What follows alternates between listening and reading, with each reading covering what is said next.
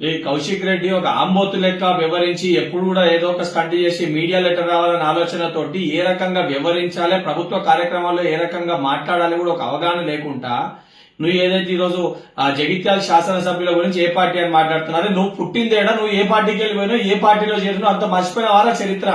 ఇవాళ ఏదో మాట్లాడి ఏది పడితే నోటికి వచ్చినట్టు ఆంబోతు లేక మాట్లాడుతున్నావు.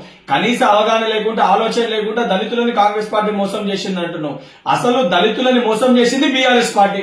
దళితుల్ని ముఖ్యమంత్రి చేస్తా అని చెప్పి, దళితులకి 3 ఎకరాల భూమి ఇస్తా అని చెప్పి దళితులను ఆగం చేసి ఎస్సీ కార్పొరేషన్ ఫండ్స్ ఇవ్వకుండా పూర్తి స్థాయిలో దళితుల్ని మోసం చేసిన ఒక పార్టీ బీఆర్ఎస్ పార్టీ. బీఆర్ఎస్ కే ఘనత దక్కుతుంది. సిగ్గుశరం లేకుంటే ఇలా మాట్లాడుతున్నావు. ఆఖరికి హుజరాబాద్ ఎన్నికల సమయంలో దళితులకు 2వ విడత దళిత బంధు రావాలంటే నీ ఓట్లేసి గెలిపిస్తేనే దళిత బంధు వస్తుందని చెప్పి మాట్లాడిన ఒక వ్యక్తివి నువ్వు.